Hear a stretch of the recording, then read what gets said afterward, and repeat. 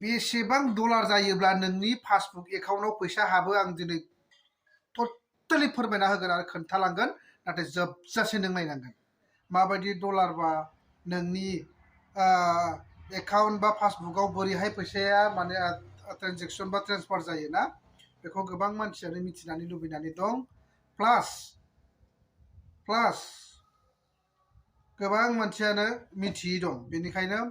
दिनैनि बे भिडिअआ नोंथांनि थाखाय खोब मोजां होननानै आं सानगोन खारन बे भिडिअखौ नोंथाङा जोबजासिम नायनांगोन आरो नोंथाङा निस्सय माबा मोनसे रोंगोन आरो नोंथाङा बुजिनानैबो मोनगोन गोबां मानसिया जोंनि गेजेराव गोबां इउटिउबार दंसै पेज सालायग्रा दंसै ना बेनिखायनो नोंथाङा एकदम बे भिडिअखौ नायथारनांगोन नोंथाङा मोजां मोनोब्ला बिनि उनावहाय खनसे लाइक खालामदो कमेन्ट खालामदो शेयार खालामदो आरो गोदानबा नोङो फल' खालामनानै नटिफिकेसनखौ थुनानै लादो नेक्स्ट बार आरो बेबायदि मोजां भिडिअआ नोंनाव मोनहैग्रोनायफोर बायदि खारन नोङो फल' खालामाबाथ' मालाय शेयार खालामनायखौसो नुगोन बेनिखायनो बेसेबां डलार जायोब्ला नोंनि एकाउन्टाव पासबुकआव बोरै हाबो डलारा बेसेबां माबायदियाव डलार हाबो माबायदि खेबसेनो जमा जायो नैबे डलारखौ आं नोंसोरनो दिनै खोन्थिगोन अब्ला फै जों सुरु खालामनि नोंथाङा सिगांसिनथाराव नोंनि फेसबुक पेजाव थांदो नङा होमबा बिनि उनावहाय बे प्रफाइलनि थ्रि डट लिरनाय दंखायो बैयाव नैबे खना एंगोलावहाय बेयाव नोङो क्लिक खालामबानो जाबाय क्लिक खालामखांनायनि उनावहाय नोङो आरो बहा थुनो नांगौ नोंनि गासैबो एभ्रिथिं नोंनि मनिटाइज जानाय नोंनि आर्निं मानि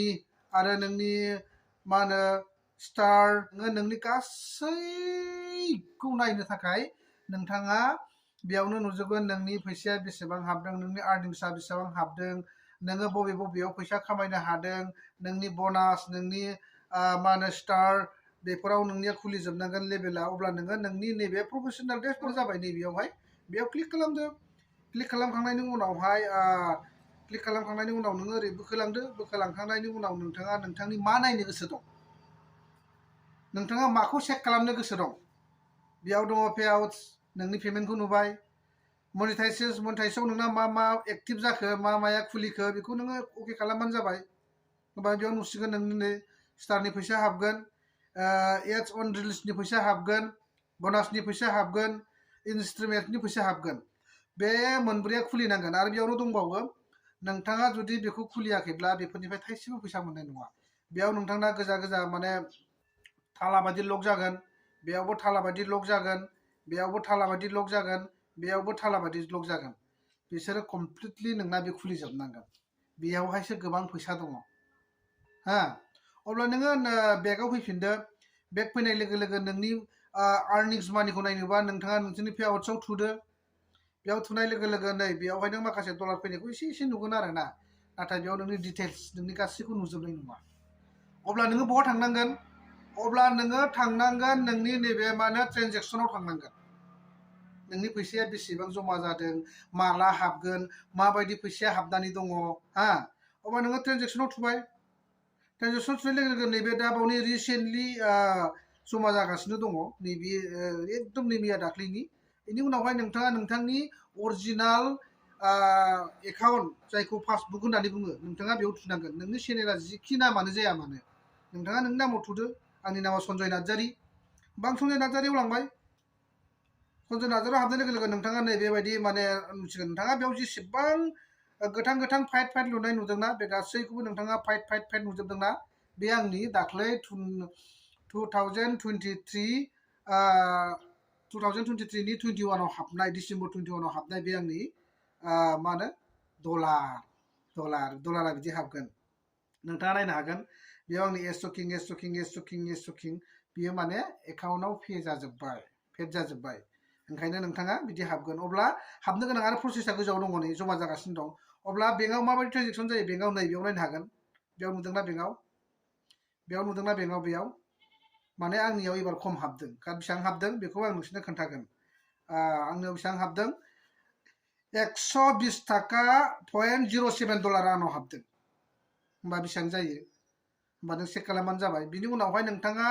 बेंकआव थुदो बेंकआव थुखांनायनि उनाव नोंथांनि जुदि माबाया फैसाया हाबाखैबा नोंथांना नैबे मा होनो आर्निं बेनिफ्राय नैबे प्रसेसआव थागोन आर्निंनिफ्राय फैनानै प्रसेसआव थागोन होनना जेब्लाबो नोंना बे प्रसेसआव थाबाय थागोन जेब्लासिम नोंनि डलारा $100 जाया हा $100 जाबासो नोंना डाइरेक्ट नैबे पेडआव फैसिगोन पेडआव फैनाय लोगो लोगो नोंना हाबसिगोन होमबा आंनिखौ नाय नोङो डाइरेक्ट आं नोंनो प्रुफ होबाय आंनि प्रुफखौ नायनो हागोन नोङो दाख्लै बेसेबां थिनादों पेड डिसेम्बर 21 2023 आव आंना हाबदों हा बेयाव मा लिरदों रोखा रोखा नोंथांमोना नुखाबाय बे गासिबो दाखालि हाबनाय गोजा आरो जुदि हाबाब्ला नोंथांमोनखौ आं देखायखायो नोंथांमोना खुनु माने